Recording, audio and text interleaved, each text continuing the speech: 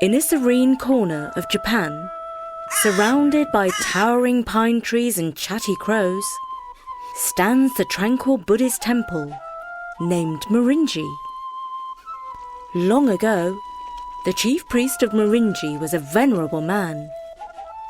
He performed rituals precisely every day, adorned in elegant robes and a crystal bead rosary.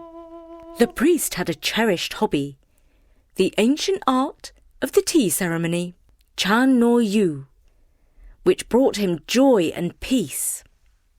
He owned many wonderful teacups, spoons and kettles, and was always looking for additions to his collection.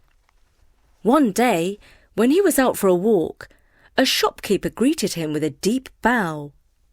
"Respected priest," he began, "I have something you might find intriguing." He then presented an unusual tea kettle. The priest instantly recognized its rarity. Enchanted, he purchased it and placed it with his precious tea ceremony items back at the temple. One quiet afternoon, he sat on the soft mats and his mind drifted to the new kettle he had bought. Smiling, he fetched it from the cabinet. It was even more beautiful than he remembered. He gently polished the kettle with a soft cloth, admiring its exquisite form. As the afternoon wore on, the rhythm of polishing lulled him to sleep. His head bobbed forward, and soon he was snoring softly. But as he slept, something extraordinary happened. The kettle began to tremble and shake, stretching out to reveal a furry head, 4 tiny feet, and a bushy tail. In no time, it transformed into a creature resembling a cross between a badger and a kettle. With a few confident strides, the enchanted tea kettle began to explore the room, its tail thumping against the screens and mats. Some young students were engrossed in their studies in the next room when they heard strange noises. They peeked through the sliding paper screens and gasped in disbelief at what they saw. The tea kettle was prancing around on little legs. "Oh, look! It's bewitched! No, this can't be real."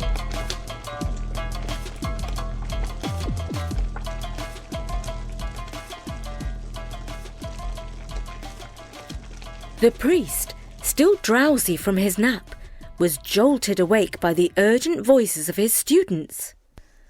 "Master priest, something peculiar is happening. A kettle is running around the room. We tried to catch it and put it back in its place, but it was nimble and slipped away." Still groggy, the priest blinked at his kettle, which sat serenely in its place. It looked just as ordinary as ever. "What's all the fuss about?" he grumbled. His pupils, almost tripping over their words, tried to explain. It grew feet. It was walking, we swear."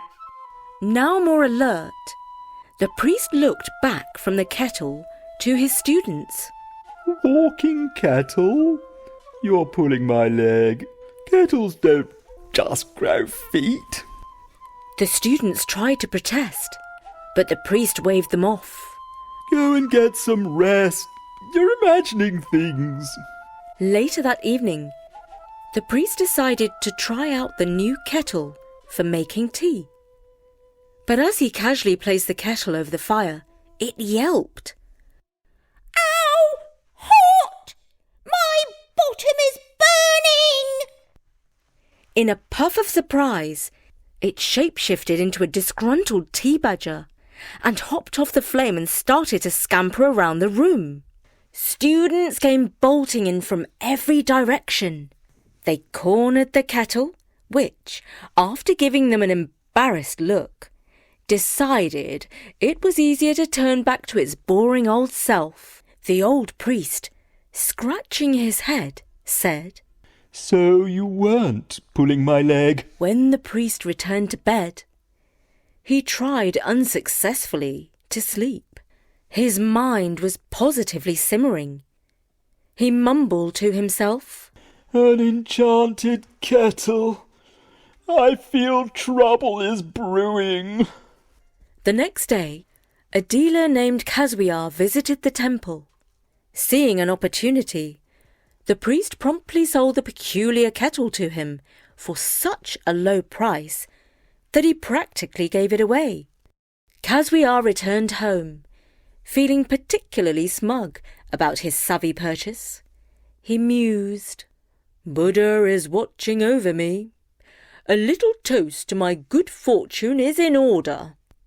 After a bit of celebration, he drifted into a deep sleep, filled with dreams of Mount Fuji and a hawk, the ultimate good omen. But later that night, an insistent voice pierced his dreams. "Mr. Caswiar! Caswiar-san! Wake up, sleepyhead!" Grumpily, he forced his groggy eyes open. They were met with a fantastic sight. His newly acquired kettle had sprouted badger legs, a head and a tail. It was casually strolling around his room, as if it owned the place. Caswiar, bewildered, exclaimed, I expected to wake up to a cup of tea, not a talking kettle. I beg, tell me, who are you?" The kettle smiled blandly and said, "I am Bunbuku Chagama, the tea kettle of good fortune, and I can be of great service to you." "That's nice to hear. But how?" "Treat me kindly, and good things might start brewing in your life. But if you're thinking of doing what that dreadful priest from Marinji did, reconsider. Pooh. He filled me with cold water and chucked me on a charcoal fire. Even after I flashed my fabulous tail, he had the nerve to shout, 'Hey guys, get a look at this. What does he think I am? An exhibit in a zoo?' "Well, I certainly won't treat you like that," promised Caswiar, scratching his head in wonder. "But would you be happy sitting in the dark cupboard? Please tell me, what is your idea of comfort and happiness?" Have you ever been cooped up in a cupboard? It's a beastly experience. I like to stretch my legs and breathe fresh air. I also need a bite to eat now and then.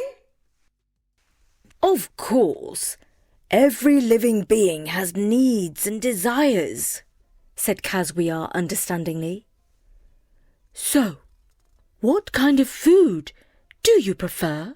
The badger kettle immediately replied, I love fresh fish, vegetables, and sweet rice cakes. Caswiar nodded thoughtfully.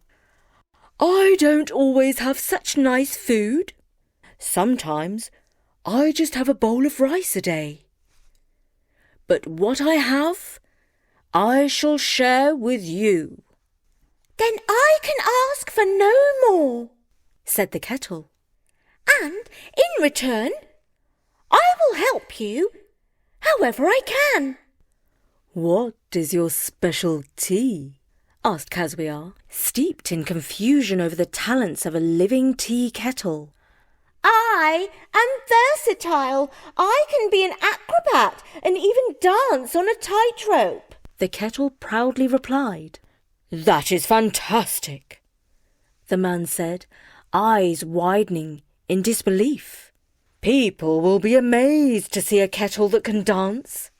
We will be rich in no time, and we'll both eat like kings every day."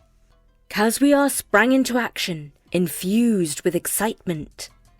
By the crack of dawn the next day, he was bustling around, weaving together a makeshift theatre in the village square. He summoned musicians who could strum the soulful strings of the Samsian guitar, and he employed drummers who could beat rhythms that resounded through the town.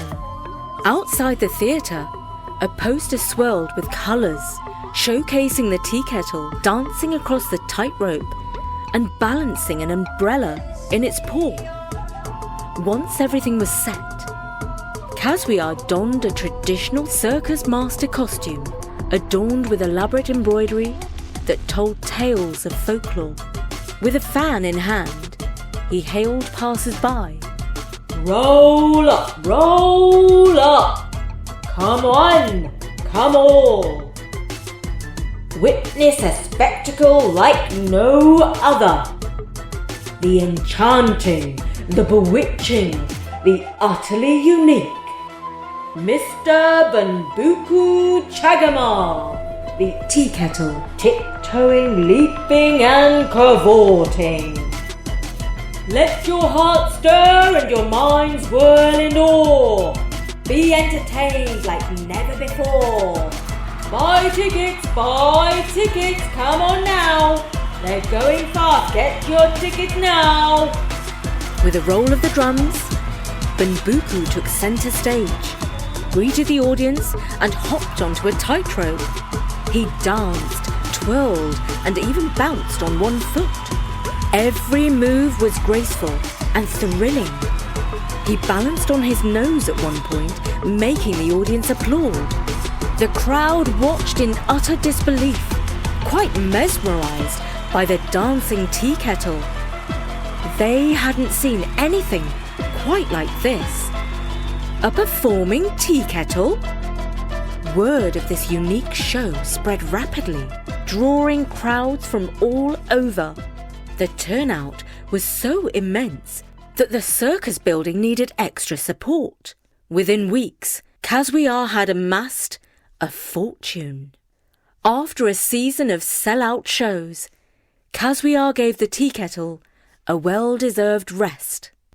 While sipping tea post-show, he suggested, "Mr. Bunbuku, thanks to you, I am wealthy now. I feel you deserve a break. How about we end this?" The tea kettle agreed readily, much to the public's dismay. Caswiar closed the show. Then they both returned to the temple of Morinji, and Caswiar told the priest all that had happened, adding, "I have amassed a fortune because you sold me this wonderful and lucky kettle for next to nothing.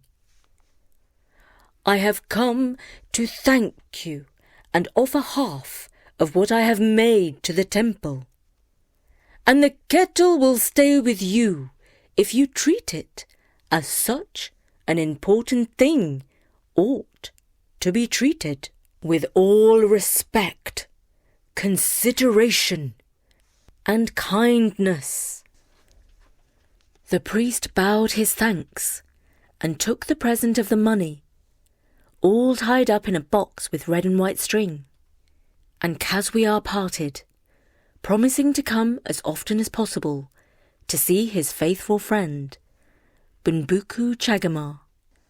After this, nothing unusual happened to the kettle, which is now preserved on a gold and lacquer stand, with all honour as a valuable relic, to this day, in the temple of Morinji.